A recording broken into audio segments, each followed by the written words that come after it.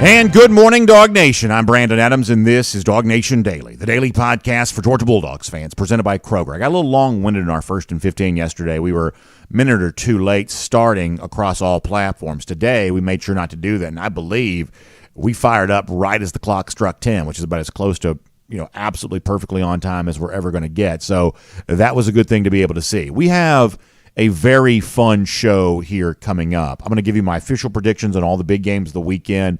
Did not get a chance to do that this week on Go With The Flow, which you'll see tonight with the rest of the Dog Nation team. I wasn't able to be a part of that, so we'll give you official predictions on all the big games, including Georgia and Kentucky. We'll do that here coming up in just a little bit. Also, to kick things off today, I woke up this morning thinking about a pretty weird game that would almost seem like it has nothing to do with Georgia and its game against Kentucky on Saturday. But in a roundabout way, I think a lot of what we saw in this particular game could be pretty important for how all of this is decided against the Wildcats on Saturday. And I'm also, in addition to that, going to do my part to sort of stir up all of the stuff that you need to be at a fever pitch and as fired up as you can possibly be to make this environment a house of horrors here as we move into Brocktober in the Halloween month. House of horrors for Kentucky on Saturday. That plus some very interesting recruiting news stemming from the game against the Wildcats tomorrow evening there as well. So we'll cover it all next few minutes. Glad to have you with us for it. It is DawgNation Daily, the daily podcast for Georgia Bulldogs fans, presented by Kroger. And it begins right now. Today's episode of DawgNation Daily is brought to you by Kroger, fresh for everyone. Presented by DawgNation.com. This is DawgNation Daily, the daily podcast for Georgia Bulldogs fans.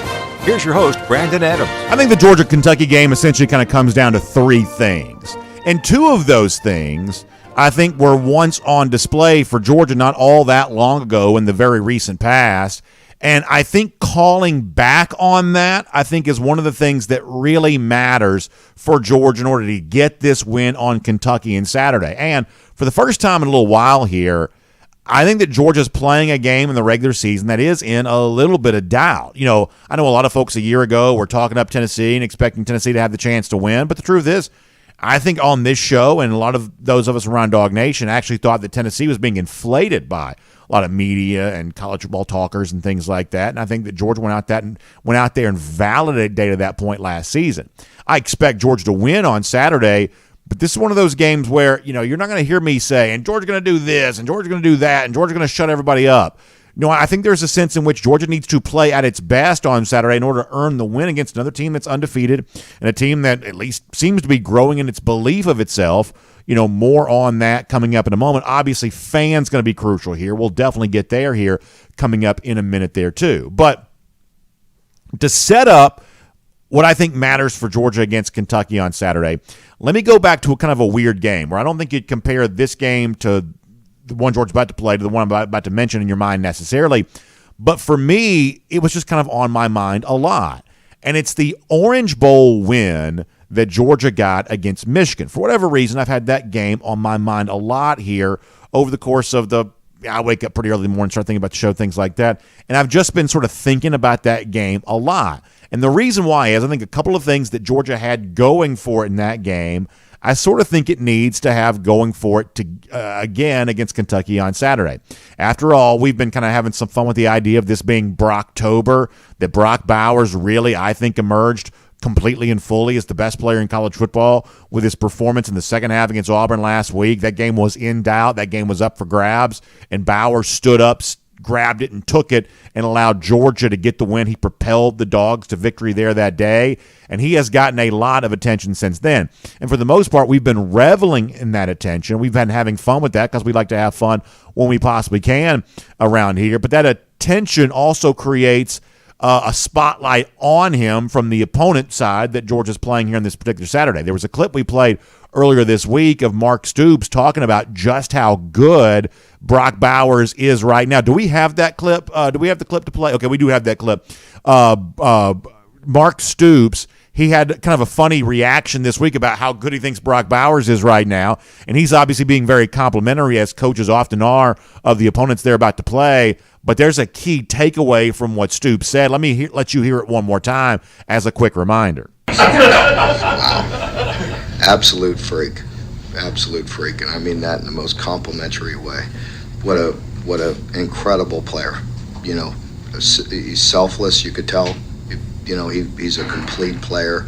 He plays well without the football. He plays well with the football. He's a team guy. You could tell that's a great guy to work around right there. He steps up when they need him to, but you know, very unique player. I had the opportunity to be at at Arizona when Gronk was there, and I know people, you know, they're just different players, both unbelievably great and talented, just different. You know, this guy's something I haven't seen before. So Mark Stoops is a good coach. We would say that almost everything that Stoops says about Bowers there is true, including the comparison to Gronk, who Stoops knew in college. And it may seem like it's somewhat exaggerated because you're always blowing up your opponent to be as good as they can possibly be. And yet, even with the sort of typical exaggerated tone, most of what Stoops says there about Bowers rings true. Now, let me ask you then a very simple question. Stoops is a good coach and a smart guy.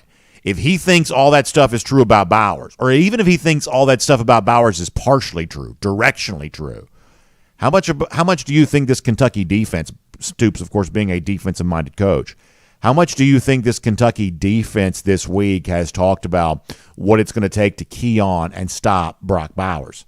Of course, that's the case, right? We know that if Stoops is that blown away and that impressed by what he's seen with Brock Bowers, they have obviously been talking about Brock Bowers this entire week, and perhaps that conversation with off-field analysts and things like that, perhaps that conversation has been extended now for the last couple of months of, we got to make sure we have a plan for 19, that's Brock Bowers' jersey number, we got to make sure we have a plan for 19 when we play Georgia. And this week, you've got to imagine a good portion of that defensive practice for Kentucky has been spent around, you know, the loudmouth podcast hosts are calling this Brocktober. We got to make sure it's not Brocktober inside of Sanford Stadium on Saturday. Of course, we know that's true. But this is why the Orange Bowl win for Georgia against Michigan, going back to the college football playoff in 2021, was so important. And I think such an important blueprint, perhaps, for how Georgia's going to get it done against Kentucky on Saturday. Because in that game, Michigan had a month to prepare for Georgia. And we had seen what was a bad game for Georgia in the SEC championship against Alabama, but the one guy who had a pretty good game was Bowers, fed over and over and over again. He had double-digit catches that day. So Michigan, we know, was also keying to stop Brock Bowers because Jim Harbaugh's not an idiot. Of course, you're going to have 19 circled. He was only a freshman back then, but he was Georgia's best offensive player back then as well. Of course, Michigan was trying to stop him. And on that particular day, as you remember, it did not work. Now, I want to do something I don't typically do. I'm going to read from a website here. It's a blog called Larry Brown Sports. It's a long-time blog. It's been around for a long time. This is what they wrote about Georgia to begin the game against Michigan. An opening drive in which Bowers had 3 catches, including the touchdown.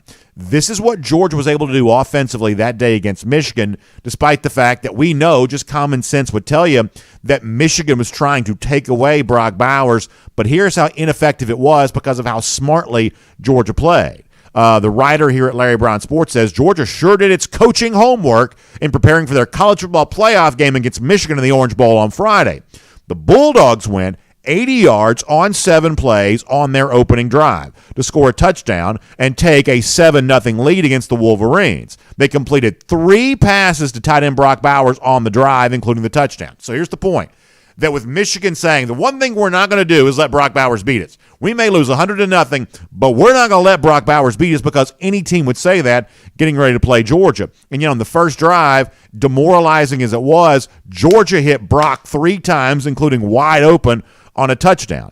The writer here at Larry Brown Sports goes on to say, where Georgia's pregame preparations paid off was on the final 2 plays. On 3rd and 1 at the Michigan 11, Georgia came out of a timeout and did some extreme pre-snap line shifting. That left Michigan's defensive line confused and out of position as Zamir White converted the first down. Then on the following play, Georgia broke its huddle, quickly ran to the line, quickly snapped the ball. They ran a play action, and Bowers was wide open for the touchdown. The writer concludes, Michigan's defense does a lot of pre-snap communications and changes by shifting on the 3rd down play, by breaking the huddle and rushing to snap the ball. On the following play, Georgia prevented Michigan from being able to do what they like to do. Now, ultimately, all that stuff at the end about, well, Michigan wants to communicate and Georgia's moving too fast, Michigan's out of position, I only care about that kind of stuff so much. There's an aspect of football of don't tell me about the birth pains, just show me the baby. And when it comes to Brock Bowers, all I really care about is somehow, some way, Georgia figured out a way to get him wide open for a touchdown, setting the tone for the Orange Bowl in a game that obviously Michigan was going to do everything it could to stop Brock Bowers. And the reason why I'm bringing that up ahead of tomorrow's game ought to be self-evident. This is a Georgia team that right now needs every big play it can get offensively. The guy providing the most of those currently is Brock Bowers. Of course, Kentucky is going to try to take that away. But letting Kentucky completely take that away from Georgia tomorrow would not be a good idea. If all you do is take what the defense gives you, in other words, I'm going to go away from Bowers because that's what Kentucky's trying to take away from me. I'm going to go away from him.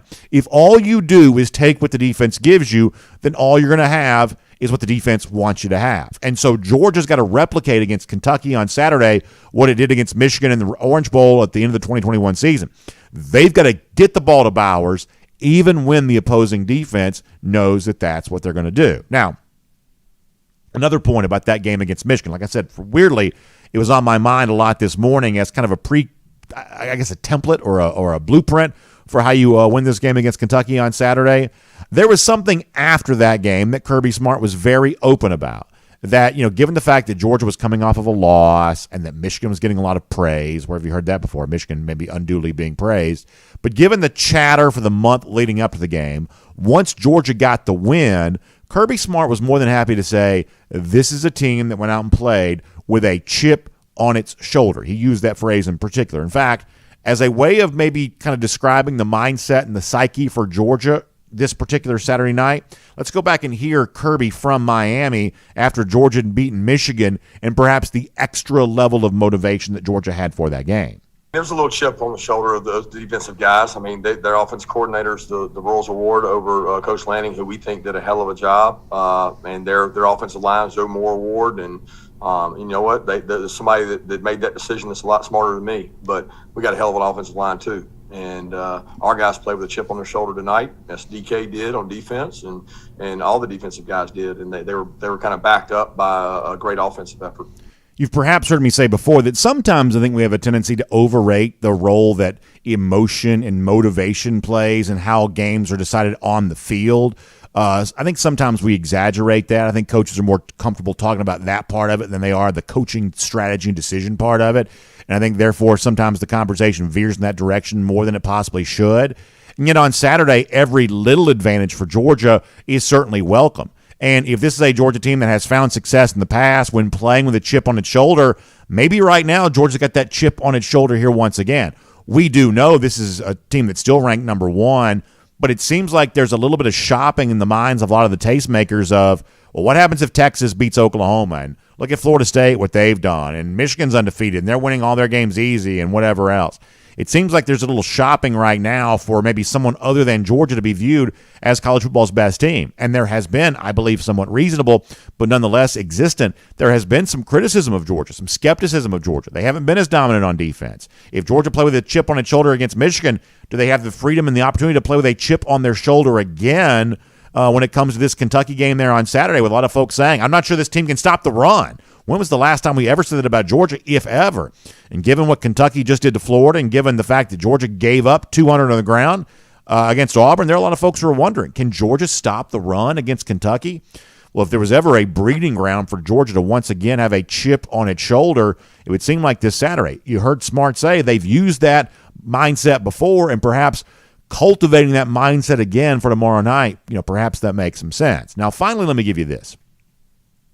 This is away from the Michigan game in the Orange Bowl. This is a little bit more about the specific opponent you're going to play.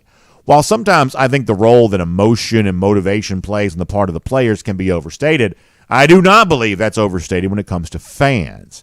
And I think anything that we can do around here to set the right mood, to set the right tone from what we need from Georgia fans on Saturday night, obviously we're going to take the chance to do that. Now, the thing of it is Kentucky has not said a whole lot coming into this week.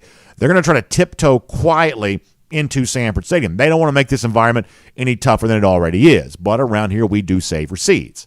And one of the things we made a big deal about before last year's game was a guy named Vince Marrow, who is a Kentucky assistant coach recruiting, or coordinator type guy. Tight ends coach, I believe, is the position that he coaches. And he went on a radio show called Kentucky Sports Radio. This was last year in the off season ahead of the 2022 campaign. And he was just talking very openly, very casually about Georgia in a way that a lot of assistant coaches don't typically talk.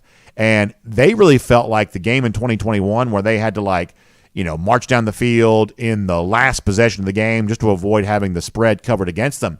They felt like that was a game they perhaps could have been far more competitive in, and they were actually going into last year's game thinking they were going to beat Georgia.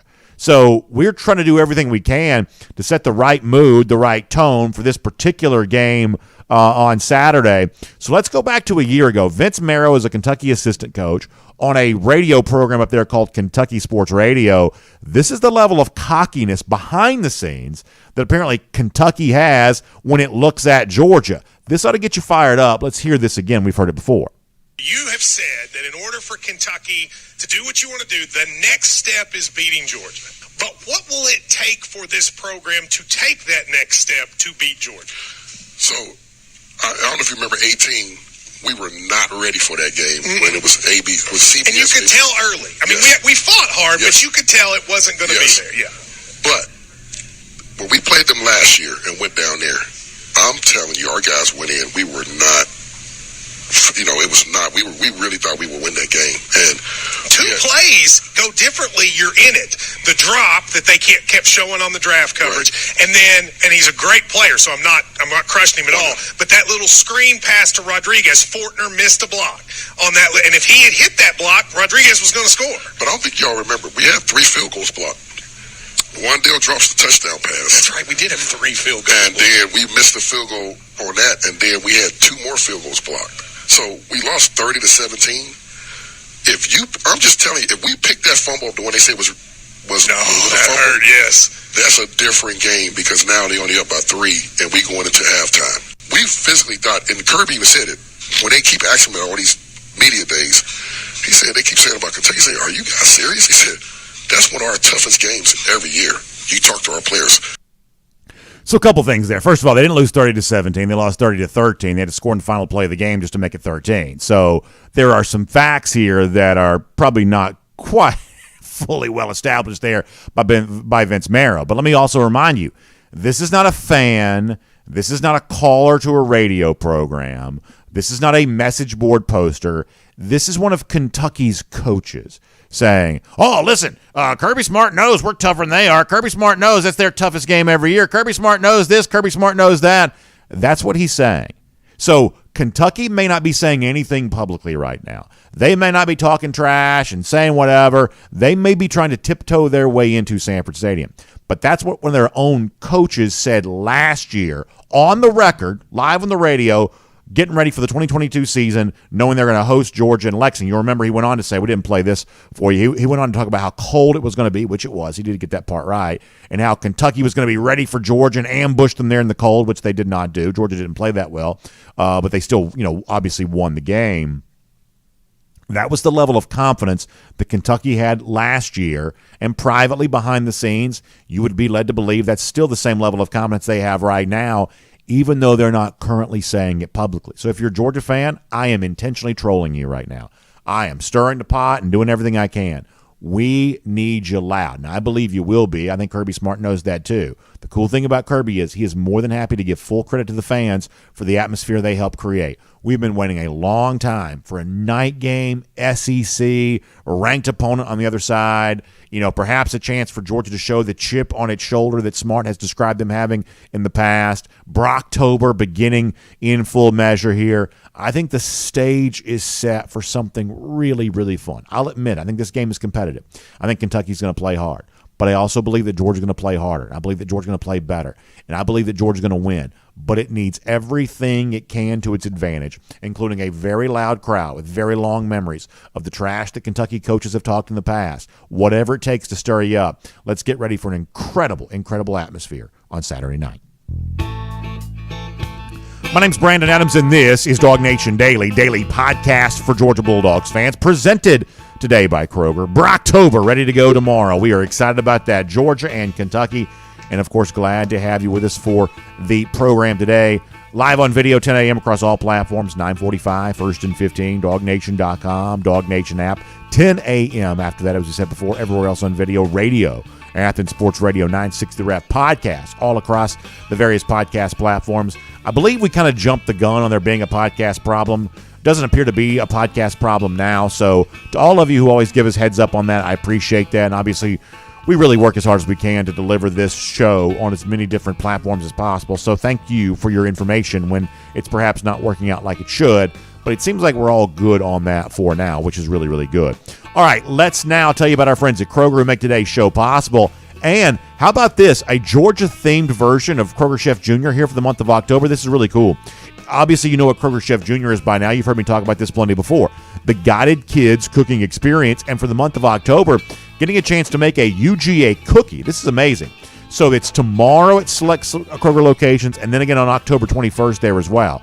Every Kroger Chef Jr. event is a 30-minute class where your child receives an apron and a patch, a chef's hat, and this month a UGA cookie cutter there as well. Plus you also get a recipe card and holder, and it's only $7 per child. So go to KrogerChefJr.com for more on that. The word junior spelled out, Junior. KrogerChefJr.com for more on that. We're going to get Jeff Sintel here coming up in a moment. And interesting new rules being passed both at the high school level here in the state of Georgia, at the NCAA level across the country. How does that impact UGA recruiting? We'll talk about that. We got a couple of UGA commits set to square off tonight on television. We'll tell you about that. Plus, really interesting list of visitors kind of rolling in for the night game against Kentucky on Saturday. Jeff will have some really good information for us on that there, too. Prior to that, though, I want to go around the doghouse, and I went long to begin the show, so I'm going to be kind of brief here right now. But Kirby Smart appeared Wednesday on the SEC Coaches Teleconference, and the subject of Carson Beck came up. And I think that there is an obvious, unmistakable tone as it relates to Beck right now, and I believe it's accurate, that Carson Beck's having a good season. You know, he's perhaps not Caleb Williams right now, or, you know, maybe not the best quarterback in the SEC, although I think at the moment the best quarterback in the SEC is still somewhat up for grabs, so Beck could perhaps be that at some point in time, but he's not quite there right now. You know, maybe not quite playing at the highest possible quarterback level as of yet. We still want to see Georgia connect on more deep throws down the field, as a for instance. That's something that Georgia needs. But even in the midst of that, I think the overall reviews about Beck from fans, from media, from whomever else, I think they've been positive. And I think the Saturday game last week against Auburn is another example of how true that is. Beck was very strong for Georgia in the second half there, converted a lot of third downs, helped Georgia come back from a deficit, and I think Carson Beck has gotten some well-earned praise because of all of that. So that's the vibe around Beck. Beck has had a good start to his first year as the Georgia starting quarterback. Hasn't been best quarterback in the country, perhaps, but has certainly been a guy that Georgia fans, I think more often than not, have been glad they've had. That's the vibe I think you get around Carson Beck. But how about where this goes from here? And the idea of, can Carson Beck lead Georgia to a national championship? And that's where I think that Kirby Smart this week from the SEC Coaches Teleconference provided a pretty good reminder of what the actual identity of Georgia kind of is. And this is, quote, not a clip because I wasn't on the call, but let me give you the quote from Kirby Smart from the SEC Coaches Teleconference on kind of where things are with Beck right now. Kirby saying, I think when you start talking about national title hopes and putting it all on one player, I think that's a little far-fetched. I just don't think we won the ones we won just because of that position. That position's a growth position, and Stetson Bennett certainly was more experienced and better the second go-around than he was the first. But neither one was because of him. He means neither national championship. Kirby goes on to say, and whether we do or don't do this year, it's not going to be because of Carson Beck. Once again, that's Kirby Smart from the SEC Coaches Teleconference. I believe that is 100% true. And perhaps that's more true. In fact, I'm pretty sure it is more true for a team like Georgia than almost any other team in college football that competes for national championships. Georgia is just not a quarterback-driven program. That has been true, certainly true for the two national championships. I believe it remains true here right now. There is a certain standard of play that you do need from Carson Beck, but Georgia is never going to ask its quarterback to be Caleb Williams because Georgia hopefully has a lot of other things going for it. And the idea of playing complementary football, being really good on offense and really good on defense, that still matters at Georgia, even in the transition from Bennett to Carson Beck. And there is an aspect of the Stetson Bennett career that's being reconsidered. The media always rewrites history to make everything seem more certain than it actually was, because in increasing the certainty of the outcome, it increases their perceived intelligence. And so the media always rewrites history to make outcomes of sporting events seem more certain than they actually were. There's a little bit of what you call survivor bias in all of that, but it's also just a retelling of stories to kind of make things seem, the people who watched it play out, smarter than we perhaps actually were. And there's definitely some of that with Stetson Bennett, where when you look back on the career, a Heisman finalist in his final year at Georgia and a two-time national champion, well, of course Stetson Bennett was a special player. But there were also national media types saying that he was going to be selling insurance and things like that. There was a lot of doubt about Bennett along the way. As Georgia kept winning, Bennett didn't always receive the benefit of the doubt, perhaps at times even from his own fans. So it's important to know that Kirby Smart is right, that Georgia won 2 national championships without really being led by a quarterback, because no one thing is ever going to lead a team that is as deep as Georgia has been. So when you transition to where Georgia sits right now, number 1 in the country, 5-0 in the season, hoping to get better to be where it wants to be at the end of what we hope is a 15th game coming in January, some of that is on Carson Beck. Carson Beck and this Georgia offense, somehow, some way, has got to find some more explosive plays. Georgia needs to score more points in its SEC games as a harbinger for what it might be able to do against better teams on down the line. But that's only part of the story for UGA. What you really kind of hope to see on Saturday is a little bit more of a refining of what the typical identity of Georgia has been. Great on both lines of scrimmage. Improved play from the offensive line. That's probably more important than anything that Carson Beck's going to do on Saturday. Definitely improved play from the front 7, taking away the run game. There are some real challenges being issued to Georgia after some uncharacteristic running game breakdowns. That's probably more important than anything that happens for Carson Beck on Saturday. The kind of Georgia being Georgia, the ability to run the football, that may be more important than anything that Carson Beck is going to do. You need Beck to be good. Thus far, he has been. But a good quarterback also needs to be paired with greatness around him. And I don't know that the greatness around the quarterback has been quite up to Georgia's standard, at least yet so far this year. So when you really tune in on Saturday to watch this game, I think what Kirby Smart says there is the right description. That Georgia is not going to be led to a national championship if it gets there by Carson Beck, because Georgia is not a quarterback-led and a quarterback-driven team. You need good quarterback play with greatness all around him. And that's the vision of Georgia that's existed for the last 2 years, and that's the vision of Georgia that needs to be reintroduced, hopefully starting on Saturday night as well. And that is Around the Doghouse, poured today by our friends at the Finish Long Drink. And tomorrow's one of those days that you live for, the kind of all-day tailgate in Athens where you get a chance to settle in, sit in that comfortable chair. Maybe you got the TV set up there at the tent and all the kind of great stuff that goes along with a great tailgate, and a cooler full of that Finish Long Drink. We love it, and I know you love it there as well, especially the brand new peach-flavored version of the Finish Long Drink. That is always an incredible choice, but perhaps for you it's the Long Drink Cranberry, the Long Drink Strong, 8.5% alcohol by volume. Long Drink Zero, no carbs, no sugar. The Long Drink Traditional in the blue can, the grapefruit flavor, the gin kick, that's always a lot of fun there as well. All of that right now, an option for you. Whichever one of those you think you enjoy, it's absolutely fantastic. And if you can find that peach-flavored version, first of all, if you see it on the screen there, the can just looks amazing. Get the little condensation glistening down the side. That's a fun thing to be able to see. Just a great choice and a great option. So make sure you check out the Finish Long Drink as you get ready for a big game day coming up on Saturday. And, of course, we're glad to have the Finish Long Drink bringing Around the Doghouse to us here today. All right, so before we're done here, I've got official predictions for all the big games. Normally I do these as a part of our Go with the Flow on Fridays. This week I had to step away from work for a while. We've had kind of a busy week worth of family stuff, kind of away from work a little bit this week.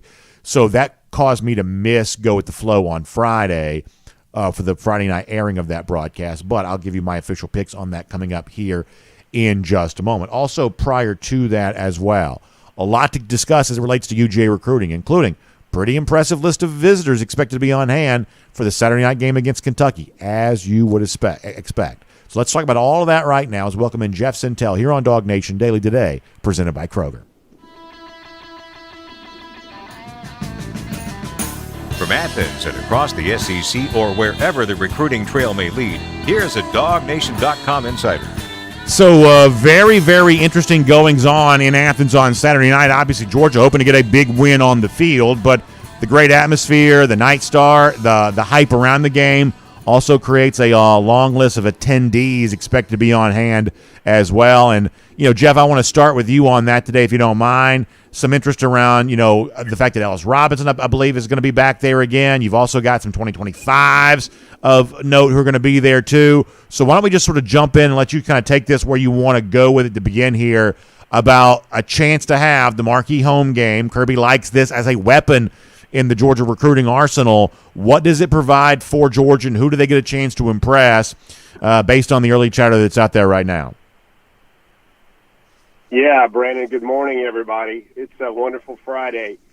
You got to think about a few things, Brandon. Number one, it's the only home game in the month.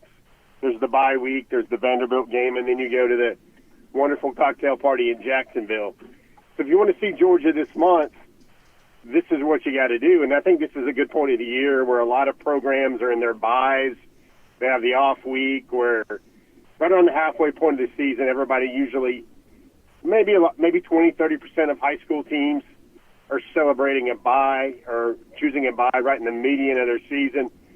Brennan, I'm going to be honest with you. The number ones are starting to stack up. Not only is it number one Ellis Robinson, but a lot of number ones in the 2025 class, Brandon. I got to see number one linebacker in the country, Zayden Walker, out of Schley County last week on the way to Auburn.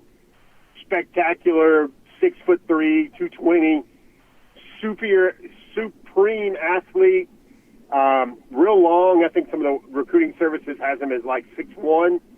He's grown to like maybe 2 inches since that, Brandon. He's going to be a linebacker, inside the box linebacker in college. He gushes about Georgia, how much he loves Georgia. He's going to be back for not only the Kentucky game this weekend, but he told me he's going to come back for the Missouri game after that. He's going to see Georgia and Tennessee in Tennessee as well. Another name that's just kind of breaking, Brandon, and I'll give credit. It was first reported by Steve Wiltfong of 24/7 Sports. The number one offensive tackle in the country, David Sanders Jr., is going to be there. He's going to be back to Georgia. He was in Georgia, I believe, he camped in June. He was also in Georgia in March. He brought his whole family down. This is another visit to Georgia. He visited Georgia for the Tennessee game last year, so that's a lot to live up to, Sanford Stadium crowd, but I know you can do it.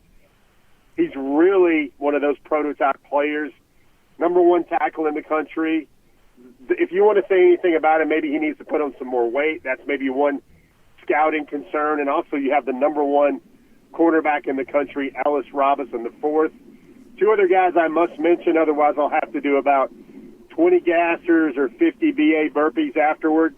I've got to mention Jordan Thomas and Nair Daniels, two dogs from Jersey that are going to be in town watching the Dogs. I believe it's the first time Nair has ever seen Georgia play in Sanford, so that'll be a treat. And also Jordan Thomas. And everybody's going to talk about Aiden Breland, Brandon. I'm kind of give you a great segue there, but Joseph Jonah Ajonye and Jordan Thomas, those guys probably are going to be the pillars of this class on the defensive line front. Aiden Breland, if he does join the class, that's a lot to live up to. But I think Georgia got two very special defensive linemen in 4-star Jordan Thomas and then 5-star Joseph Jonah Ajonye. And I'll admit, I was also looking to see, perhaps who's not coming. Sometimes that ends up being interesting too. Obviously, the last big Georgia home game, you saw KJ Bolden on hand for that. Bolden has put it out on social media this week that he will be back at Tallahassee. So there have been some online chatter about the idea that KJ might come back to Georgia for this game, but apparently that's not the case. Apparently KJ is going to go to Tallahassee. So, Jeff, sometimes it's also interesting for who's not coming in games like this too. It is, and I wouldn't, with Bolden, I'll just say this. I expect him to come back to Georgia for one more game this year, whether it's Ole Miss or Missouri. I know he's probably see Georgia one more time. So that's something to look forward to there. Yeah, so we'll certainly watch that and see where that goes. Also, tonight's a fun night. We're debuting the brand new Peachtree Sports Network, and we're doing it with a real bang-up game here as Cass gets ready to take on Cartersville. Now, this is also interesting for Georgia fans there, too, because it's Georgia commits on both sides of this. Malachi Tolliver, of course, the offensive lineman for Cartersville, and Sokovie White, who's having a terrific year for Cass. And, you know, Jeff, obviously, in a TV situation, no disrespect to Tolliver, but it's probably easier to notice Sokovie than it is to notice Tolliver at times. And I think for the folks who maybe get a chance to see Sokovie for the first time, he's been on TV with us a few times, so perhaps people have seen him before. But I think that people are going to really like what they see from Sokovie on the field. And while he is an offensive player at Georgia, he's going to be a wide receiver. I think a lot of his toughness, I think he's had a lot of muscle mass this year. He's a thicker player than he used to be. He's just a motor never stops running type guy.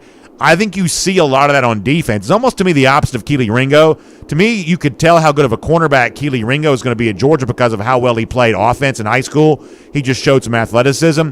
I think for Sokovie, it's kind of the exact opposite thing. If you want to see how good of a receiver he can be at Georgia, watch the tenacity with which he plays defense. He loves defense, of course, as you know. Perhaps maybe not quite as tall to be a defensive back in a system like Georgia's, but for people who are going to see Sokovie for the first time tonight, they're going to see a guy I believe they really like. Yeah, Brandon. I'm actually going to be out there for this game. When I heard it was scheduled, I was like, I wonder if BA pulled the scheduled big-timer card, because he's got a dog in Sokovie White versus a dog in Malachi Tolliver. Because that's one of those things I know folks like to see on Friday night, following the dogs, following the future. And, Brandon, those are not the only Georgia ties there. I mean, I know I don't have to jog your memory too hard to bring up the name Keith Henderson. Sure. Keith Henderson, a great tailback, fullback, chewed up Florida in that 24-3 win when Florida was number one back in 1984 in Jacksonville. His nephews, the Henderson twins, Brandon, especially Devin Henderson. Now, he has got a chance to do something really special. He can be an all-state safety, an all-state quarterback, and an all-state running back in 3 separate seasons, Brandon. Think about that. You're all-state 3 years in a row, but you're all-state at 3 different positions. He's going to Liberty. If you want to get an argument about who's the best overall football player on the Cass High team, I might entertain some thoughts about Devin Henderson there, even with the great Sokovie White there. Another Georgia connection.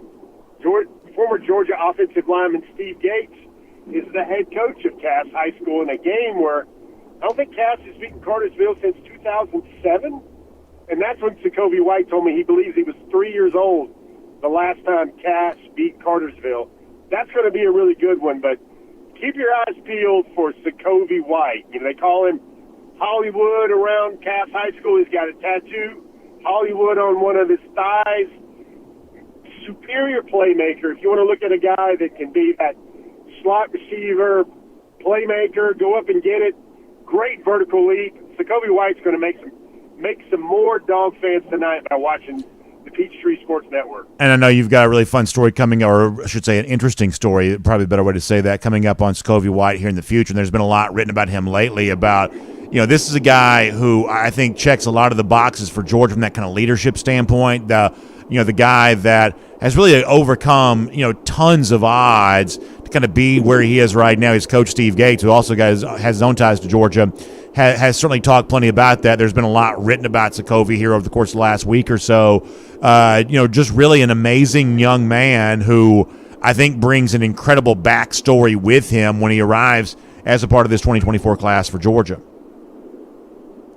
I think Todd Monken said it best when he was told Steve Gates this. He said, I think Sokovie White is as fast as he wants to be when he needs to be. And that's kind of like you look at him, Cass High School, is that a dominant Georgia power? They've got a lot of talent this year, probably 5'6", D1 Power 5 guys. But I see Sokovie a lot, and I see him and I think about what's he going to be like when he's surrounded by guys that are maybe not better, but older, more experienced, know the scheme, where Sokovie's got to raise his game. Because I do think he can raise his game a lot. You're talking about a a strong wide receiver. I think he's over 1,100 pounds on deadlift, on squat, power clean, and bench. He's bench pressed at 315 at maybe 5'9" and 180 pounds right now. There's a lot to like about his game. Monkey came and saw him, watched him play basketball. And Jacoby's a guy, especially considering their attrition right now in the Georgia wide receiver class for 2024.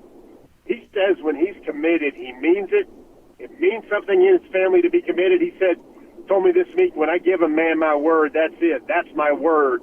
And that's why I'm always going to be a dog. And I mean, Jacoby Ware's number 0, playmaker everywhere over the field. And Brandon, I think you're going to get a good one on the call tonight. Give me a quick thought on Tolliver there as well, because obviously that's a guy that Georgia fans have grown to really like there too, part of a terrific Cartersville team. But for fans who perhaps see him moving bodies for the first time, what do you like about Tolliver? I think Tolliver's one of those versatile guys. We know Coach Searles is from the northwest part of our state, that Rome area, and you've got a guy in Tolliver who's big, he's long, he's got that, adaptable type body frame where, he's probably going to be a guard. Might take a year or two for him to really crack a depth chart in Georgia, maybe in the 2 deep. But that's what's happening right now with Dylan Fairchild, and that's what's happening right now with Micah Morris. They're waiting, former All-Americans, and you got a guy in Tolliver that committed to Georgia very early, big time touting the Dogs on social media.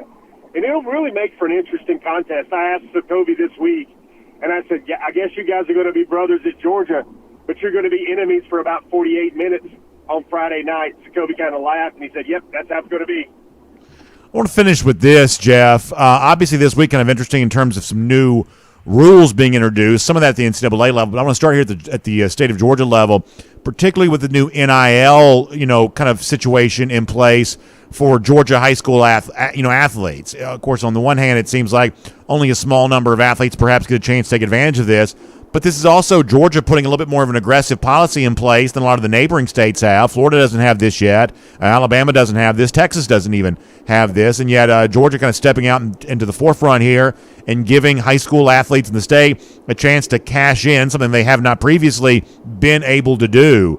I'm curious about your thoughts, just generally speaking, about the new change. I know you've written about this at DawgNation.com, but specifically, how do you think this impacts Georgia's recruiting efforts? And by that, I mean UGA. Yeah. So one of the things, Brian, I'll speak your language a little bit. I think the Georgia High School Association, I don't know how subtly they wanted to do it this week, but I think they gave a atomic elbow or a leg drop to the NCAA when they basically matter-of-factly said, we didn't want Georgia high school football to be the wild, wild west in terms of NIL. We wanted to put up some guardrails. We wanted to put up some parameters. If you want to participate in NIL, the state of Georgia is open for that with several caveats. And Brandon, it's going to sound a lot like it was for, when we first heard about NIL at the college level. Can't use intellectual property, can't use school logos, can't film an ad on the stadium. But the one thing Dr. Robin Hines is very effusive about is he's like, you have the right to make money off of your athletic fame, not your athletic performance. They changed the bylaw to where if you've got a social media following and you want to sell T-shirts or you want to sell tires and you can follow all those rules, then you can earn that money in the state of Georgia. I think the main thing, when I want to make sure I localize it or tie it in for the interest of a big-time Georgia football recruiting fan, let's face it, Brandon, a lot of folks that like the University of Georgia and their recruiting efforts and follow it with a passion also really love high school football in the state of Georgia. But I think what this does, if you have to think about it, is it kind of would prevent the likelihood of the best players in the state. Man, I'm only talking about 15 to 20 players in the state of Georgia leaving the state of Georgia to go get NIL elsewhere. Maybe it's Tennessee. Lots of coaches tell me you can go across the state line to Chattanooga. You can find a lot of NIL there if that's what you want. Maybe it's North Carolina. I think what it will do, I actually saw where the state of Florida quickly lobbied to get some of their laws on the books, quickly lobbied their state association to get a Florida law now because Georgia has it as well. I think Georgia's a bell cow state. It's a hotbed state. And when Georgia has NIL in place, more states Alabama, South Carolina. You mentioned Texas. I think they will kind of follow suit to make sure that NIL kind of pops up everywhere. But the main thing is, like, they're players in the state, Brandon, and On3.com does these valuations. You know, Georgia has 14 top 100 prospects this year, and the lowest NIL valuation for DeMelo Jones in this case is about $118,000 annually. Now, of course, that's for college NIL, not so much high school NIL. But what it does, when you're talking about a lot of money, that money at that level might be enough for a family to consider uprooting their lifestyle, uprooting their home in order to kind of chase those dollars. And I think that's what it does. It's kind of like a safeguard to make sure if the players leave the state, then it's not going to be a reason just to go chase NIL in another state. I think the biggest thing it does, Brandon, from talking to a lot of high school coaches, is they realize it won't affect everyone. But what they're worried about is undue influence and recruiting to where a rural player, a great player in a rural area, will leave that area because he knows the NIL opportunities will be much greater in a metropolitan population center. Because that never happens now. Because that never happens now. Oh, yeah. Never happens now. It's kind of like dad gets a job at a big factory, and all of a sudden a quarterback or a running back or a star wide receiver is now moving to that location to play his high school football. It's going to be really hard to police, Brandon, because let's say somebody moves away from school X and shows up at school Y, and then like 3 months later he's got an NIL deal.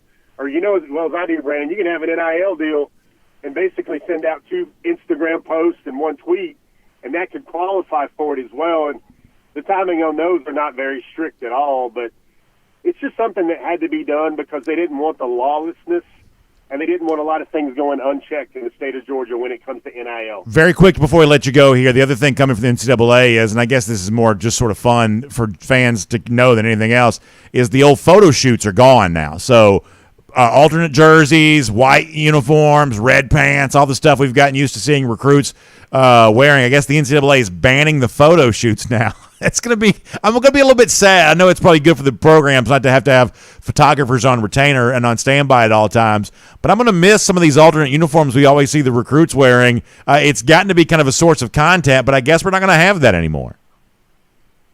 Well, here's what you're going to have. Like, mom and dad can still take the pictures of them with coaches, but what's going to happen is, I think, Brandon, if anything, now I don't predict this to be mainstream or I don't predict this to be gargantuan, but what I do see is maybe there's a player that's, was felt good with his 5 officials. He's going to take advantage of the new because he wants a couple of memories in a Notre Dame, a State, even in a Florida or maybe in a Texas, Oklahoma, Alabama uniform. He'll get. I think Jeff's signal's just not cooperating with us. I'm sure that was going to be an interesting answer, but just not quite cooperating. So we'll give Jeff the chance to kind of move on with whatever he's doing there and catching with him very soon, and we'll get used to a new era of the end of, I guess, officially sanctioned photo shoots, and we'll just sort of see where that goes with perhaps the parents, as Jeff was, I believe, saying there, in the role of being photographer here now. So with that, we'll do our SEC through. Let's take a look around the rest of the league. This is SEC Through. Always an adventure, but nonetheless happy to roll on. Speaking of adventures, big adventures coming up here with our friends at Royal Caribbean in 2024. So what do you say we get ready to go cruising around the SEC, courtesy of Royal Caribbean? Now, one of the things you've been hearing me talk a lot about right now is Hideaway Beach, the brand new addition, fun new area, adults only area, by the way, coming to Perfect Day Coco Cay. That's going to make that experience even better. And I love the timing on this, getting going here as Royal Caribbean also gets ready to introduce 2 brand new cruise ships for 2024. So you've got Icon of the Seas debuting in January. That's a big deal. You've been hearing me say Icon now for a while, and you got to realize that that's basically here almost now. So that's really a fun thing to think about. And also July of 2024, the brand new Oasis class ship. And of all the new fun things, this may be the thing that I'm perhaps the most excited about, because I do like to take the 3 and the 4-night cruises. Our DawgNation cruise is a 4-night cruise. Sometimes when you got 2 kids and kind of a lot of activities going on, things are busy. A lot of times it's the shorter cruises that just kind of make for a better travel option. They can also be cost effective too, depending on, your budgetary needs and things like that. So I'm excited about a brand new Oasis class ship. It's only kind of a new thing that Royal Caribbean has done, the Oasis class ships and all the fun stuff that goes along with that. The Aqua Theater and the various neighborhoods, including like the Central Park and the Boardwalk and all of that. It's only a relatively recent phenomenon. They've been able to have the Oasis-class ships and the shorter 3- and 4-night sailings. And to say now it's going to be a brand new Oasis-class ship, essentially an Oasis-class ship built to kind of handle the 3- and the 4-night sailings out of Port Canaveral. For families, that's one of the most exciting things you're ever going to be able to hear. So I want you to talk to Jessica Slater, terrific travel agent, specially selected for us by Royal Caribbean. And she's going to tell you all you need to know about all of that. Give her a call, 770-718-9147. That's 770-718-9147. You can also email jslater@dreamvacations.com, and she has got you covered on all of that. All right, we're going to give our official predictions for all the big games this weekend, including Georgia against Kentucky on Saturday. I normally do this as a part of Go With The Flow, but I'm not able to do Go With The Flow here this week, so I am going to give these to you right now. Starting with Georgia and Kentucky. For the broadcast this week, for our Go With The Flow broadcast that we're kind of all picking from, we're going with Georgia as a 14.5-point favorite. Now, here's the one thing that obviously folks know about Georgia right now. This team that has not yet covered the spread yet this season. What we've said is that won't remain true forever, either because Georgia eventually kind of regresses back to the medium and starts playing at the level we sort of expected to play, or expectations for Georgia will just change. Perhaps there is some evidence that's happening right now, because if you want to go back to when like FanDuel and some of these sports books first introduced their kind of games of the year, look-ahead lines, early calendar year for what was going to happen this fall, at that point in time, Georgia was about a 24-point favorite against Kentucky, if you want to go back and look at some of that. So they've shaved like 9.5 points off that spread over the course of the last few months.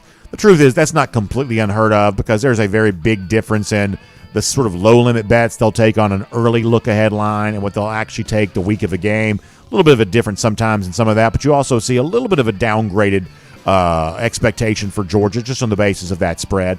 But ultimately, here's what matters to me. You look at Georgia against SEC teams, there's really nobody that Georgia's had a harder time covering the spread against than Kentucky. You have to go back to 2018 to find the last example of Georgia covering the spread against Kentucky. Georgia, a long winning streak against the Wildcats on the field, but in terms of these games being closer than experts have expected, that's been true in 19, 20, 21, and again last year there as well. It's 4 straight games which the Wildcats have covered, and also, importantly here, 4 straight games that have gone under the total as well. Relatively low-scoring, physical games. Unfortunately, that to me speaks to another situation on Saturday where I kind of expect some version of the same thing to happen. In a game that's relatively low-scoring, big spreads are hard to cover. And for Georgia, 2 touchdowns still counts as a pretty big spread. I do expect Georgia to win the game, and I think a win is enough here. But in terms of doing this in such a way that gets you to the pay window, if you want to hold a betting slip on this, I don't quite see that here right now. I expect Kentucky to fight hard, and as we said earlier, Georgia will fight harder and find a way to play better and get the win. But I do believe this will be closer than the experts think it's going to be. Alabama Texas A&M is a fascinating football game. Let me start with the Alabama part of this for a moment. We've seen Alabama now cover 2 straight games against SEC foes. Blowout fashion against Mississippi State, convincing fashion against Ole Miss. But prior to that, and Alabama admittedly has played better the last couple of weeks, prior to that, Alabama had been having a very difficult time covering the spread against anybody.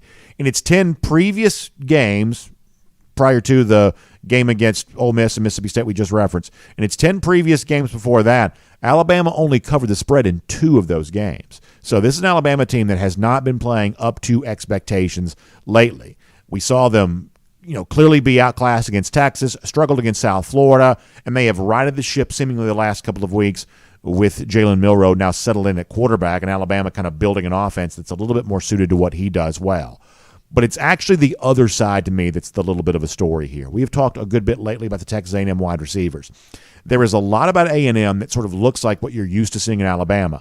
And the tandem of Ainias Smith and Evan Stewart at wide receiver, that's probably an example of that. But the other thing you have to keep in mind here right now for Texas A&M, this is a defensive line with Walter Nolan and Shamar Turner and the guys they have there that looks like the kind of defensive line that you would usually see at a place like Alabama. A lot was made of, the big NIL-induced recruiting class and a lot of the transfers out of there and the kind of the embarrassment that A&M suffered in 2022. But not everybody left. A lot of those defensive linemen stayed. And this is a Texas A&M defensive line that I think gives them a huge advantage against Alabama on Saturday. Max Johnson with his SEC experience last week playing in place of the injured Connor Wegman, who's out for the year. Johnson was fine. He was not great necessarily, but he was fine. Can he play better than Jalen Milroe on Saturday, especially playing at home? Absolutely he can.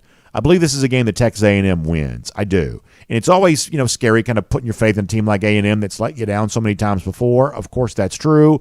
But we said going into the Texas game, this is an Alabama program that slipped. And if Alabama truly has slipped, they don't just prove that once. They have to prove that more than once for that to really be true. And this is the kind of game where that slippage could be on display again.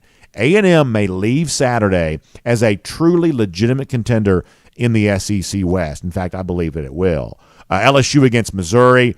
This is one of those games where I haven't really heard a lot of chatter about this yet, but my presumption is with Missouri being a 6.5-point home underdog, there's going to be a lot of love on Missouri and a lot of skepticism about LSU because of the defensive breakdowns the Tigers had last week against Ole Miss. I get where that comes from. Missouri has been legitimately impressive. I think that Luther Burden arguably has been the best wide receiver, specifically speaking wide receiver, in college football perhaps this year, among the best in the SEC for sure. He's not as good a player as Brock Bowers is, but he may be better than almost anybody else here, thus far this season. So Missouri is, to a degree, doing this in a legitimate way with the way they're feeding Burden and Burden's finding success. But the other guy for LSU who has had a very good year, and it's been obscured and it's kind of hidden because of the fact they played so badly defensively and they really haven't had, up until recently, much of a running game to speak of. But Jaden Daniels is having a good year, and he's actually having a better year throwing the ball. This is one of the things that it appears we might get wrong. We thought that eventually LSU was going to need to replace Daniels with Nussmeier in order to be a real contender. But the truth is LSU's not a contender for anything other than perhaps bowl eligibility.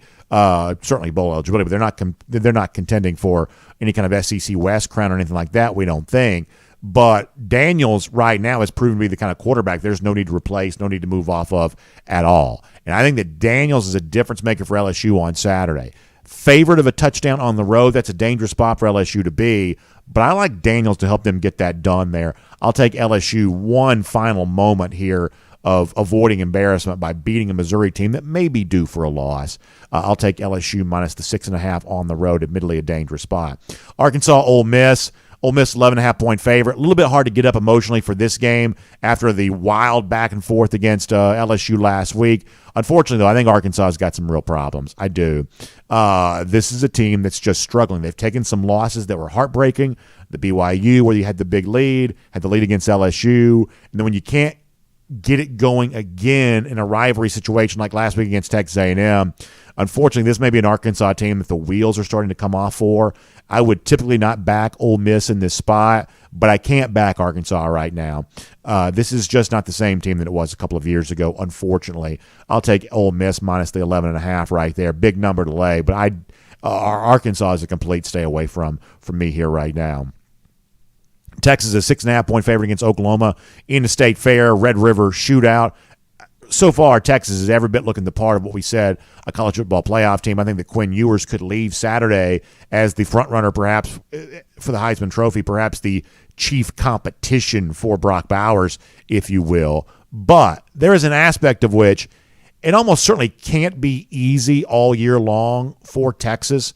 At some point in time, you're going to feel like they're going to probably be challenged. This is a game in which they've been challenged in the past. Oklahoma has played a pretty soft schedule up to this point in time, and perhaps that soft schedule works to its advantage here right now. Brent Venables is also a really good defensive coach. So if anyone seems capable of devising a game plan to keep it close against Texas on Saturday, it seems like it's Venables. I may regret this because I do believe Texas is on its way to the college football playoff, but I'm going to try to get a little cute here and say while they win, the game is closer against Oklahoma, And perhaps Oklahoma kind of shows you they're having a little bit of a year two turnaround with Venables here right now. So give me the Longhorns to win, but Texas to make the point spread matter and sneak inside. That's 6.5. We'll see if that's the case.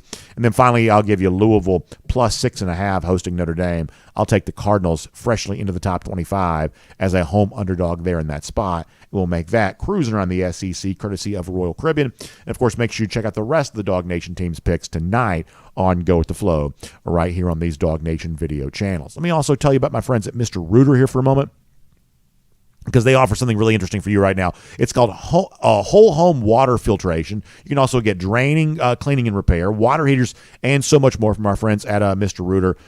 They're dedicated to addressing your plumbing needs as quickly as possible, both residential, commercial clients, everything in between. You can count on Mr. Rooter for upfront pricing, flexible service options, and exceptional customer service. Plus, it's just a $29 dispatch fee. So visit MrRooterGeorgia.com for more on that. That's MrRooter.com. I should say MrRooterGeorgia.com. My mistake. MrRooterGeorgia.com for more on that today. All right, bunch of golden shoes to give you on the way out the door here on a Friday. And obviously a lot of these Brock Bowers themed, as Brocktober begins in earnest tomorrow. So let's roll through these, including the one I was supposed to give you yesterday. Let me give this to you now. First golden shoe on tap for today. Lee Anderson emailed this to me. For those about to Brock, we salute you. The AC/DC tie-in with Brock Bowers there, we're all in favor of that. That's really good stuff. So Lee Anderson, well-earned golden shoe coming your way. Thanks for the submission there on that. Barkalot, who's already won once this week, also gives you Brock Bowers for Heisman. Tight end for the University of Georgia. He's got hashtag Brocktober. So Barkalot, we will give you a golden shoe once again there for that. We love that. And speaking of multi-time winners of our golden shoe, got one of those coming up here in a moment too. But how about Archduke Wave Runner? Give us the funny meme of the guy saying he's going to need a bigger house for all of his trophies. And Archduke says that's going to be Brock Bowers when all is said and done and the three-peat is complete. Hashtag Brocktober. I love that, Archduke. Appreciate you sharing that. Our buddy Mad Dog weighs in to earn and bring home another golden shoe. It's Brocktober. Be afraid, he says. A really fun Photoshop work job there by Mad Dog, giving the haunted house in the background, the scary, spooky themed font. Very well done by Mad Dog, who's always so good at earning these golden shoes. We will give him one once again there. And then finally, there's this. Everybody this week got the big national alert thing, at least if you didn't have your phone turned off. I guess you got that. And so our South Georgia Dog sends this in for a golden shoe, saying it's been 669 days since the back-to-back national champion Georgia Bulldogs have lost a college football game. No action is required by the public. Really funny stuff by South Georgia Dog. Once again, a golden shoe going his way there on that. And now our Gator Hater Countdown. Lousy, stinking Gators. They're just trying to beat Vanderbilt on Saturday. But Georgia's thinking about 22 days from right now, slapping them around. Those lousy, stinking Gators once again. That's our Gator Hater Countdown. Y'all have a great weekend. We'll see you in Athens tomorrow after the game. UGA bookstore for the postgame show. Back here Monday. DawgNation Daily. Presented by Kroger. We'll look forward to talking to you then. And on video, time now for the R.S. Andrews Cool Down. R.S. Andrews, the one you turn to for your air conditioning, heating, plumbing, and electric needs. They show up on time. They do the work that's promised, the price that's promised. You can trust R.S. Andrews on all of that today. Now, we'll get your comments, and we'll roll through your final thoughts here on how it's going to play out for Georgia. I'm going to start here on DawgNation.com. Thor rules also has A&M beating Alabama. I haven't really gauged the public sentiment on this yet. I'm assuming there's some Alabama skepticism that's out there. A&M's played pretty hot as of late, and you're always a little bit worried about kind of jumping on board with the hot team because hotness has a way of not lasting. But for now, I do think that A&M is the right side here. Low Country Dog says, we will see if the, quote, beat Vandy segment of the Sunbelt Billy's practices was worth it. Yeah, this is a revenge game for Florida. Revenge game for the Gators after what happened last year. All right, let's see what else. Thor Rules has got it 37-17. That's more points than I'm expecting, I'll say that. Thor's also got LSU winning and Oklahoma too. Yeah, I've got Oklahoma covering but not winning. B-Mac says he likes Pitt Boss but wonder if he's fit to be a head coach. I think that Sam Pittman has been very close to kind of having the kind of breakout success that becomes sustainable. This is just, to me, an example of how challenging college football can be. So in 2021, That's the kind of season that Arkansas fans had really dreamed of. Remember, they'd suffered through the horrible indignity of the Chad Morris era and how bad the football was for most of that time. And, Pittman was better than expectations in his COVID year of 2020 and legitimately a pretty good football team in 2021.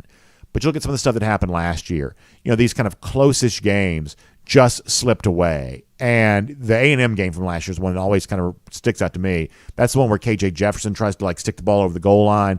Ball comes loose, becomes a touchdown for A&M, and they end up losing that heartbreaker. You got double-digit leads a couple of times against BYU, end up losing that game. You've got the game against LSU where you have the lead, couldn't hold on to it. They've also played an incredibly tough schedule. The idea that you would add BYU, which you don't get a ton of credit for winning, but the idea that you would add that to your already SEC West schedule, it's just been kind of tough sledding. I am an open fan of Pittman. I really enjoy rooting for him. But eventually, when these losses start to mount, you start to lose a little bit of the grip that you have on things with your program there. And listen, he's going to love Arkansas for the rest of his life. That's his home state. Of course, that's going to mean something to him. He's got that great house right there on the the Lake of the Ozarks, is that what that's called, or whatever that is? He's got, gorgeous, home up there in a beautiful part of the country in northwest Arkansas. So he's got all that, kind of squared away. But Barry Odom, his defensive coordinator the last couple of years, did him no favors. I thought the changeover this year to Dan Enos, his good friend at offensive coordinator, I thought that was really kind of a setup to play a little slower and give Arkansas a chance to really fix what had been some just fatal flaws defensively during the Barry Odom era. They just played too soft. They play with a lot of defensive backs in the field, did not have much going on with the front seven, and teams were just picking them apart. They just were. And so they, I think, tried to fix that here this year, but it may just not be fixed. And, at that point, Pittman will kind of ride off in the sunset, much richer than he ever would have been. He perhaps won't get the biggest buyout in the world because oftentimes first-year coaches don't sign, I should say first-time head coaches, especially when they get a chance to step into the SEC, a job he perhaps thought he was never going to get. To be completely honest and candid here for a moment, oftentimes those coaches don't sign the wisest contracts. They oftentimes just sort of take what's given to them. And I think that perhaps the Pittman buyout may be a little bit of a reflection of that. But no matter what, he's still a very, very rich man, having been paid a good bit of money to be a head coach in the SEC. And if he wants to go back and be a position coach again, he can do that. Or if he wants to sort of kick back and relax, he can do that there too. And he'll be a part of DG status and DawgNation lore forever because of how he helped the Kirby Smart era begin here at Georgia. I don't think there's any doubt about that. Morris Rich says he'd love to see Sam Pittman back here. Pittman will always be welcome around DawgNation. There's no doubt about that. No doubt about that. Let us see what else.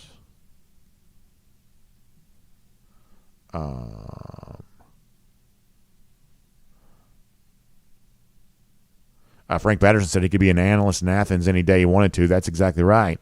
He's also one of those guys that maybe doesn't need to do that anymore. Pittman was well paid at Georgia for a good long time. I don't know how much he made in his other stops. He was making market rate, of course, but how much that was prior to coming to Georgia. But Pittman's probably pretty rich. Not to get into his wallet here, but he's probably pretty rich. If it does end, and I suspect it might, to be completely honest, I think a lot of SEC teams are going to fire their coach this year. I do. I think there could be a bloodletting in this offseason. And I think the Texas-Oklahoma inclusion into the league is going to be the source of almost all of that. So if you're one of these teams out west that competes with Texas and Oklahoma for recruits, you want to be doubly sure of what you have as these teams come into the league. SEC schedule is about to get tougher. And the SEC East teams that have been used to playing whatever the bottom of the SEC East is, they've been used to playing that, Vanderbilt plus whoever you want to mention. Well, that's not going to quite be as easy anymore either, and so you may see a couple of those teams rethink things too. This could be a very, very tumultuous offseason. We have not had massive turnover in the league since probably the 19 season, end of the 19 season, that we had really massive league turnover. We may have a big, big turnover now.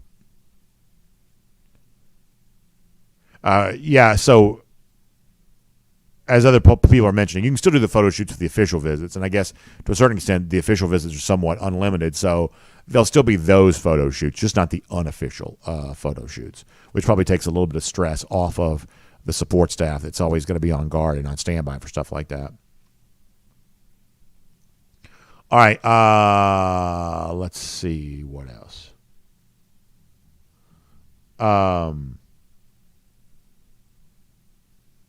Nature Gator says Oklahoma, Texas is a future huge SEC game. He said that's a weird sounding thing when you say that. Yeah, it is weird because, I mean, to me, the Southeastern Conference has always been the Southeast, and you don't get more West, I don't think, than Dallas State Fair for Texas and Oklahoma, but that's about to be an SEC game, and it's going to have major implications every year. You're right about that.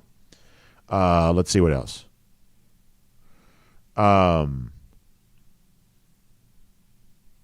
Frank Patterson, I don't have anything. He says Little Big O's injury.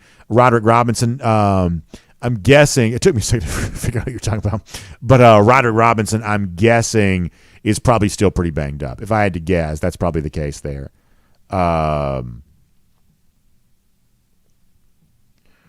Let's see what else.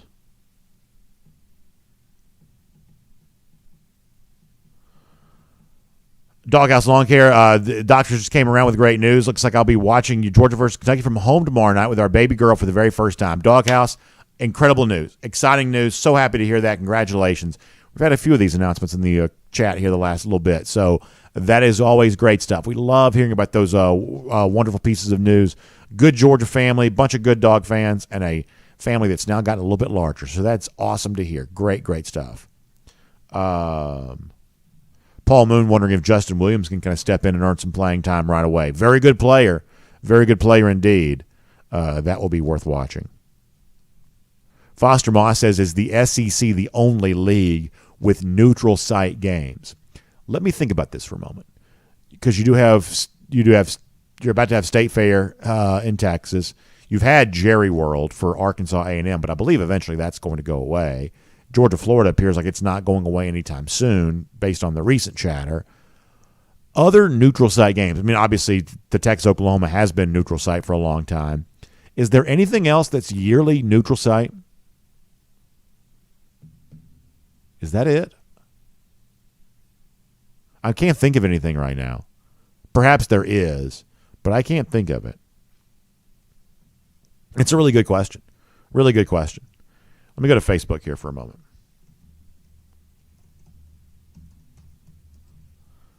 And see what's going on there.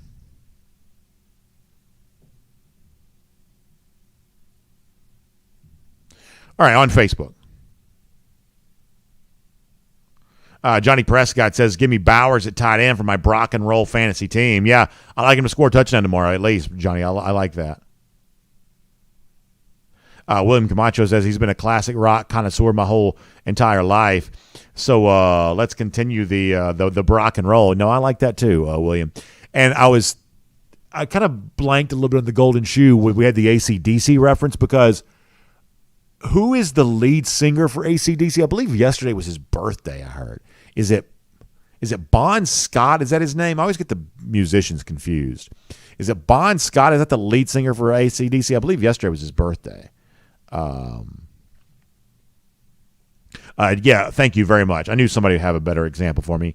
DPB Dog reminds us that Army-Navy is always played as a neutral site game. For a long time, it was always in the Meadowlands. Then they kind of moved it to Philadelphia, and I believe they played it in Baltimore now too, which is obviously closer to the Naval Academy campus. So that has always been a neutral site game. That's exactly right. Now, Notre Dame also had a habit of playing a good number of what they called like the Shamrock Series games. So they would play neutral site games across the country a little bit, but that was not the same opponent in the same spot year after year. But Army-Navy is an example of a game that's always neutral site.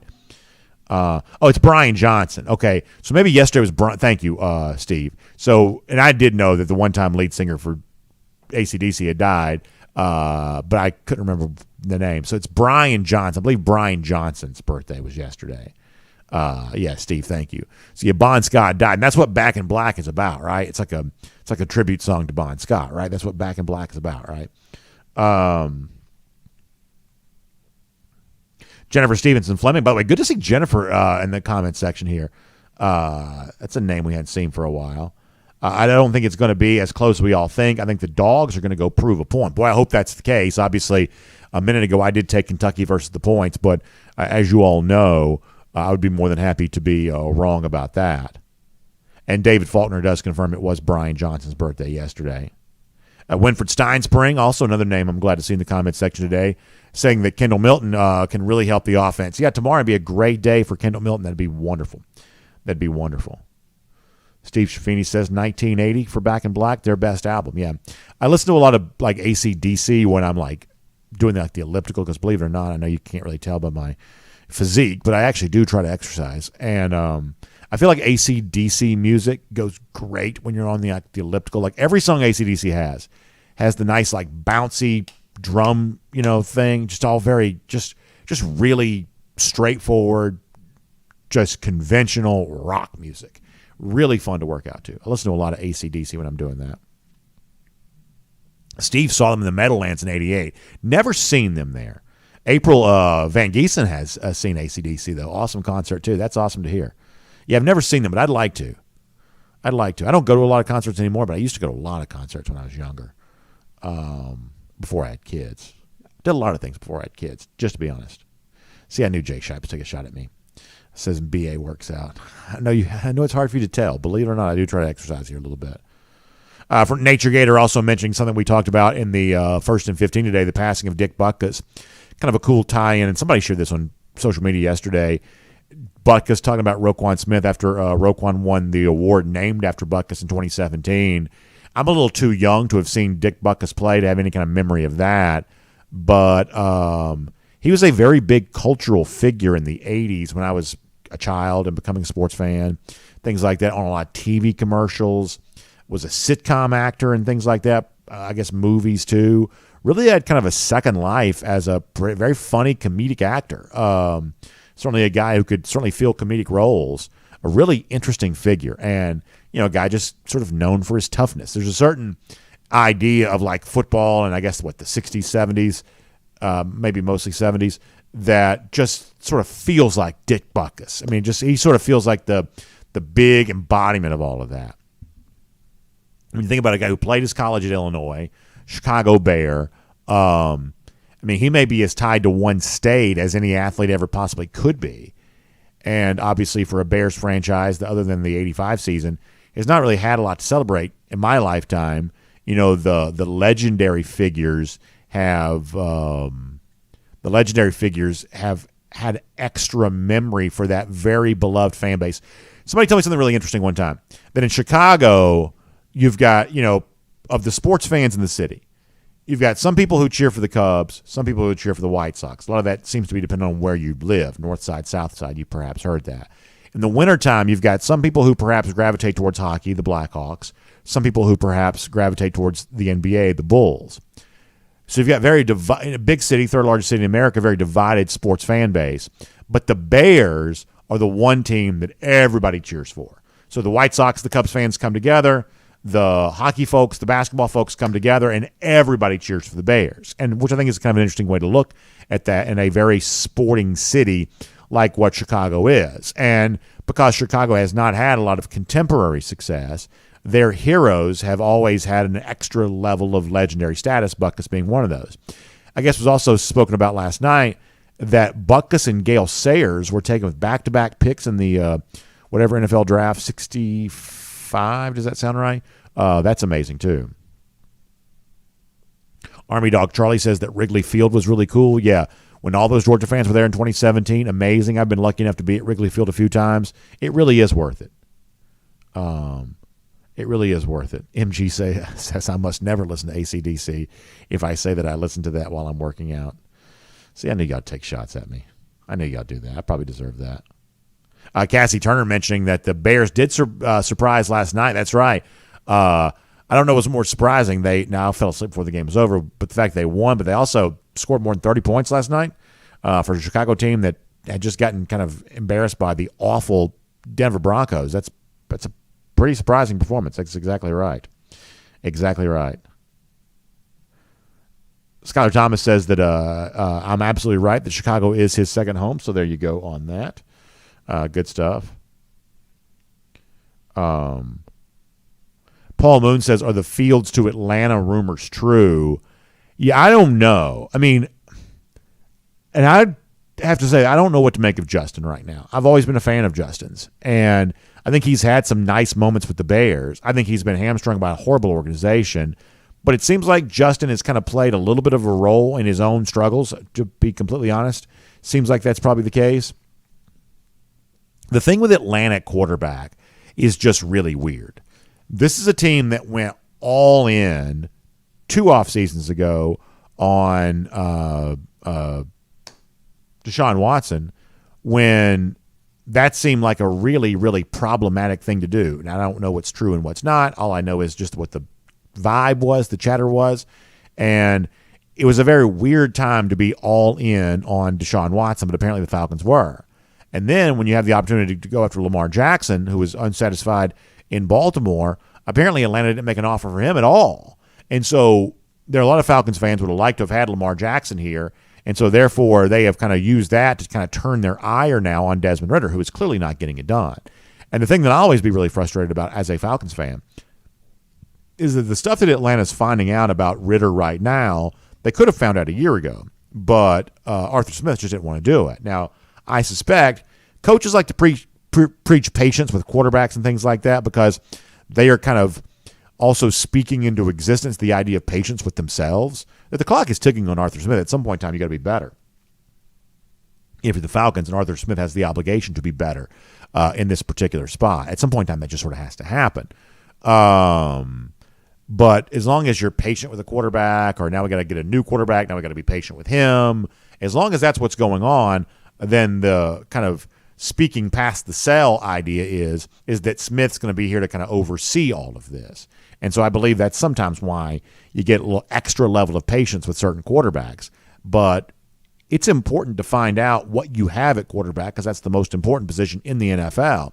And I believe the Falcons have unnecessarily delayed finding out what they have in Desmond Ridder, and it perhaps going to cost them a season here in which they really could have been competitive in what is a wide-open NFC South. All right. Let us see what else. Paul Moon calls it Football Eve. You love that. DMart42, we're glad you're in here. Bill Shirley's tired of Arthur Smith, and you may see more of that soon if the Falcons don't start winning. Army Dog Charlie says, let AA take over the Falcons. I had heard some talk about that, about at some point in time, do you know who Paul DePodesta is? This is a guy that was the character played by dadgummit, what's his name in Moneyball? The normally comedic actor was fat for a while, got skinny. I believe he got fat again. What is that dude's name? That was in. My brain is just shot today. I don't know what. He was in Superbad. Kind of became famous in Superbad. What is that guy's name? Anyway, he plays the character in the movie that's supposed to be based on Paul DePodesta. For whatever reason, they didn't use DePodesta's name. Former baseball front office type guy from Cleveland. Jonah Hill. Thank you, Jay. Thank you, Jonah Hill. Jonah Hill. So the Jonah Hill character in Moneyball plays someone who's supposed to be Paul DePodesta, but for whatever reason they didn't use DePodesta's real likeness in the movie. But DePodesta from Cleveland, worked for the Indians, went to work for Billy Beane. There'd been some talk that a guy like DePodesta might want to eventually be the GM. I think he does work for the Browns now in some form or fashion, but a baseball guy who loves the Browns, who may want to see them eventually get good and do everything he can to help in that regard. So maybe one of these days Anthopoulos will do double duty. It's a long way to go for a very small point and a short point, but that's what it is. And thank you to Frank as well. So I forgot the name of the actor. Took a long time to get to the point, but the point is a fairly simple one. So there you go. Dog Daddy says it's a Dog Friday and Daily. Dog Daddy, we appreciate that. Thank you very much. And Jay Shipes mentioned me about coming to Army Dogs Tailgate. I would love to do it. I don't know how early I'm getting to Athens tomorrow. So we may have to do this a different post game. I've just got some family stuff going on this week, which I don't want to bore you with the details on. But I may be unable to do that. I may be coming in on two wheels tomorrow. So we shall see about that. Army Dog, yeah, that's about right for me. That's about right for me. Nature Gator says that Jonah Hill's a great character actor. I think he's pretty talented for sure. I think he's one of those guys that sort of works better fat than skinny, though. For some reason, I'm sure his arteries and veins and whatnot probably like the way that he is now, but he seems to function as a performer a little better for me as fat. DT